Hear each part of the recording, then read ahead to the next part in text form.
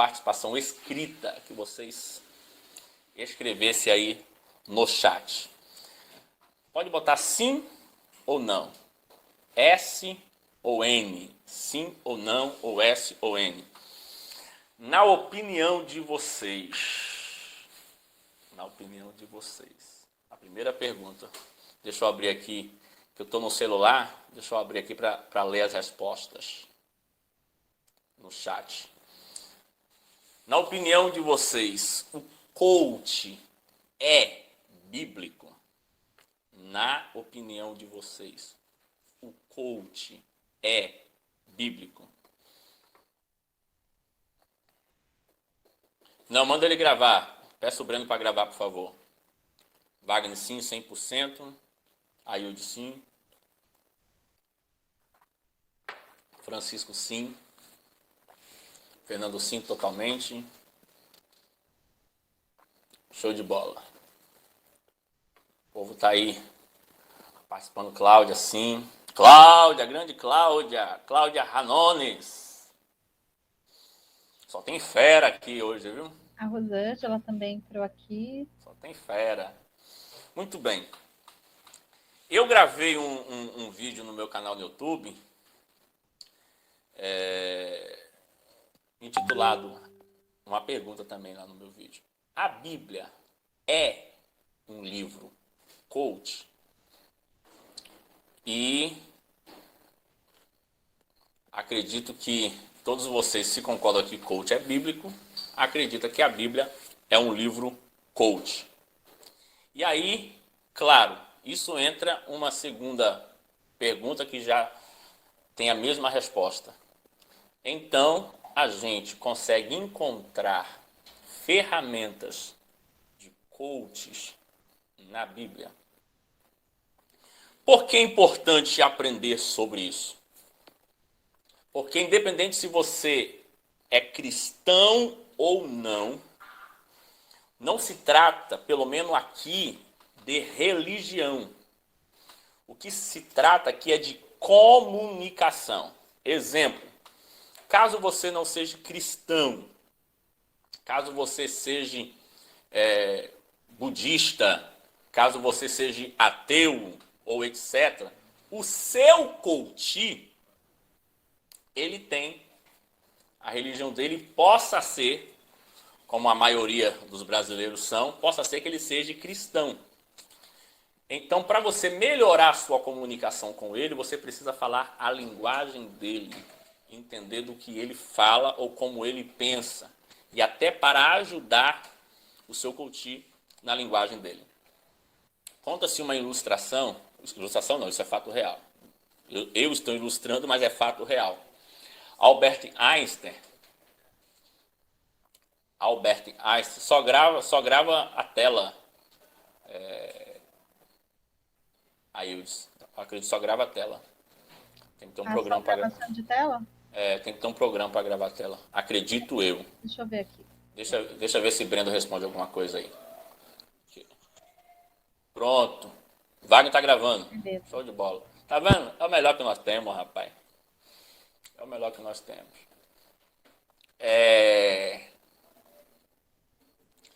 Albert Einstein, ele morreu em Nova York. Todo mundo sabe que Einstein, ele era alemão.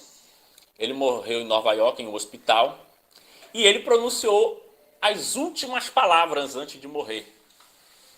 Só que ele pronunciou as últimas palavras em alemão. E a enfermeira que cuidava dele não falava alemão. Ou seja, nós não temos o registro das últimas palavras de Albert Einstein. Essa história real mostra que a gente precisa estar cercado de pessoas que entendam a nossa linguagem ou entendam o que a gente fala para se comunicar melhor. Porque não adianta você falar algo tão importante que a pessoa que está perto de você, o que te cerca, não sabe do que você está falando. Então, você se comunicar com o seu coach, com conhecimento teológico, com conhecimento bíblico, você se comunicar com o seu coach a partir de conhecimento daquilo que ele crê, a sua comunicação com certeza vai ser mais eficiente com o seu coach. Então, eu vou trazer algumas coisas de Paulo. Eu poderia trazer de vários personagens. Terça-feira, na nossa palestra com coaches, eu trouxe sobre Jesus, o maior coach, e trouxe um recorte de Jesus como coach, mas hoje vou falar sobre Paulo e o seu ensino neurolinguístico. Anotem, escreva. Vale mais uma pequena caneta do que uma grande memória, ok? Escreva. Paulo e o seu ensino neurolinguístico. E tem um texto, primeira fala de Paulo que eu trago é Romanos 12. Aqueles que já estão acostumados com os textos sagrados já conhecem. Aqueles que não estão, eu vou citar. Romanos 12, versículo 1 e 2. Paulo diz assim: rogo-vos, pois, irmãos, pela compaixão de Deus, que apresentei o vosso corpo como sacrifício vivo, santo e agradável a Deus, que é o vosso culto racional. E não vos conformeis com este mundo. Primeiro, ele está suplicando, implorando para que a igreja faça um culto do raciocínio, um culto do intelecto, um culto pensante. Romanos 12, 1. Ele está implorando, ele está dizendo assim, ó, pelo amor de Deus, eu vos suplico, eu vos imploro, faça um culto racional, faça um culto intelectual, faça um culto pensante. Aí o versículo 2 ele diz, e não vos conformeis com este mundo, ou seja, não seja formado com o mundo. Não permita que o mundo te forme, que as circunstâncias te formem, que o que está em sua volta forme quem você é, mas transformai-vos pela renovação da vossa mente. Eu não tenho dúvida de que Paulo usou uma linguagem que estava mais apropriado para ele. Mas como teólogo que sou, eu tenho certeza que se Paulo tivesse hoje, ele ia dizer, mas transformai-vos pela reprogramação da vossa mente. E aí ele diz, porque quando você renovar sua mente, reprogramar sua mente, você vai experimentar boa, perfeita e agradável vontade de Deus. Você vai experimentar o que Deus tem de melhor.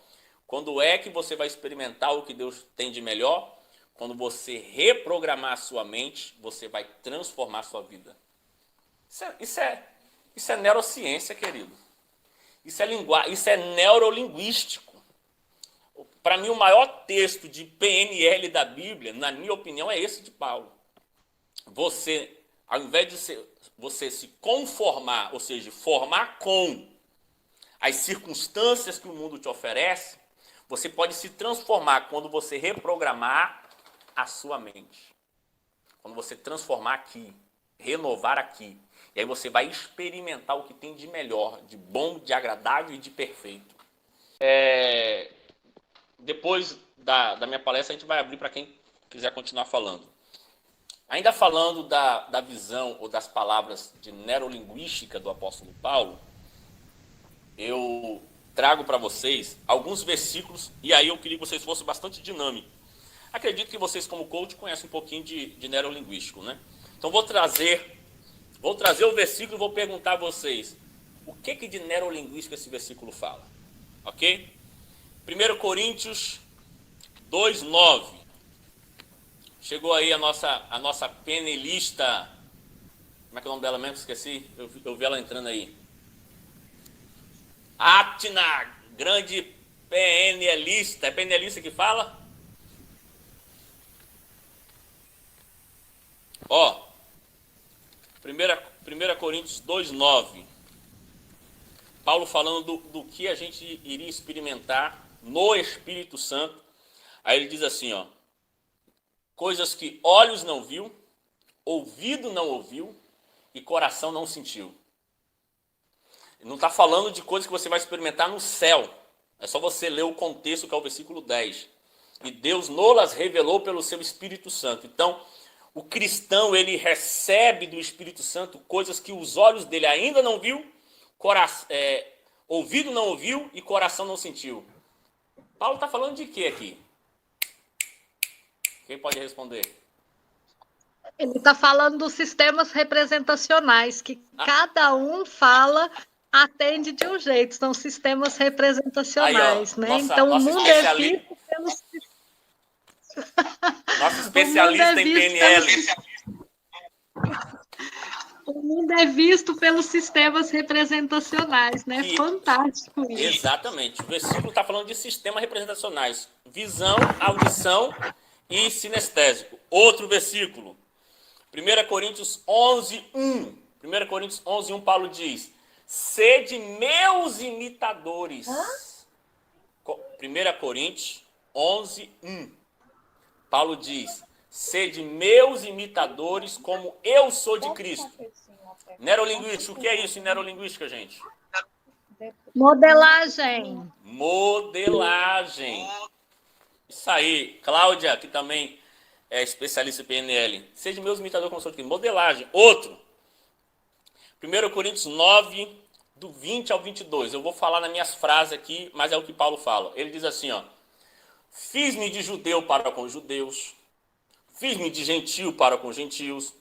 Me comportei de tudo para com todos, fiz-me de tudo para com todos, para agradar a todos de acordo como todos viviam. O que é isso?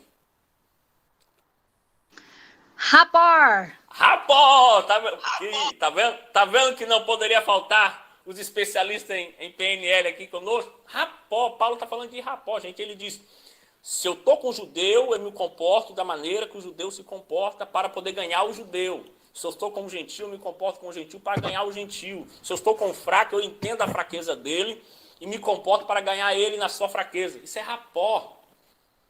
Isso é rapport. Filipenses 4:8. Aqui agora a gente vai diversificar, mas é tranquilo. Filipenses 4:8. Paulo diz, no demais, tudo que é bom, tudo que é verdadeiro, tudo que é honesto, tudo que é puro, se há alguma virtude, se há algum louvor, se há algum benefício, nisso pensai. Paulo está dizendo, coloque pensamentos na sua mente que sejam puros, perfeito, agradável, de virtude. O que é isso, gente? Mentalidade positiva que Paulo está ensinando. E,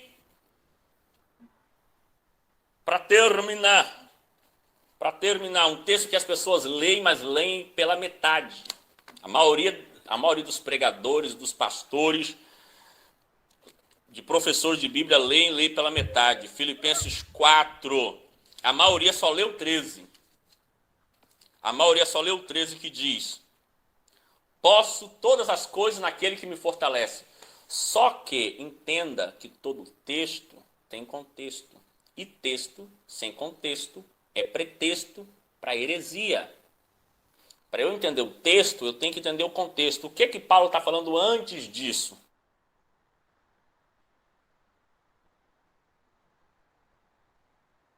Porque aprendi a viver constantemente em toda e qualquer situação. Tanto sei estar humilhado, tanto sei ser honrado. De tudo em todas as circunstâncias já tenho experiência, tanto de fartura como de fome, assim de abundância como de escassez. Tudo posso naquele que me fortalece. O que Paulo está dizendo? Que ele é acostumado com toda circunstância. O que é isso? Adaptação flexiva. Qual é o pressuposto da PNL de flexibilidade? Cláudia, resiliência também. Tem um pressuposto da flexibilidade da PNL que eu não me lembro agora, que diz que parece que é o flexivo que domina o ambiente. É mais ou menos assim o pressuposto. Mas enfim, Paulo está dizendo de resiliência, como disse Cláudia. Paulo está dizendo de adaptação flexiva. Sabe, quando eu li esse texto aqui, falou algo no meu coração. Para mim. Serviu para mim. Se servir para vocês de alguma forma, vocês peguem. Quando eu li esse texto de Paulo, eu entendi o seguinte. Você só estará pronto para lidar com a riqueza quando também souber lidar com a pobreza. Você só estará pronto para lidar com abundância quando você também saber lidar com escassez. Porque você não sabe lidar com o que você tem agora, como é que você vai lidar se você tiver mais? E assim, encerro a minha participação. Passei conta aí do cronômetro, meu povo. Glaucio, a importância da gratidão, né? Aí também falando, que se você é grato ao que você tem hoje, então no futuro você pode ter mais. A gratidão. Gente, está aberta aí a fala. Quero nossa amiga Atina não tinha chegado quando eu falei, mas ela é um exemplo do que eu falei antes dela chegar, né? Da questão de você se comunicar com o seu coach. Embora ela não me permitiu falar, mas eu vou dizer que ela tem uma cultura de seguir a filosofia budista. Mesmo assim, ela disse, eu entendo que na comunicação eu preciso ter conhecimento de todas as áreas para melhorar minha comunicação. E ela está aqui como coach profissional, entendendo que este momento é importante. Veja o quanto de coisas. Isso aqui eu peguei só uns trechozinhos de Paulo. Semana passada não, que a gente está na semana ainda. Terça-feira eu falei um pouco sobre Jesus como coach. Veja o quanto de ferramentas você tem na Bíblia para mostrar ao seu cliente e dizer, olha, isso que você está acreditando, e você diz, quer ver, o cliente vai chegar para você e dizer, não, e se for pecado? Se for pecado eu fazer mentalização? Aí você vai dizer, mas você sabia que a Bíblia fala de mentalização? Tem a Bíblia mentalização? Tem. Aí você vai, mostra na Bíblia para ele. Você sabia que na Bíblia tem rapó, tem reprogramação mental, tem falando dos sistemas representacionais, e aí você vai quebrando. Ó, já acabou minha palestra, viu, gente? Estou na parte dos comentários. Você vai quebrando a resistência e dialogando com eles. Quem quer comentar sobre o que nós falamos, fique à vontade.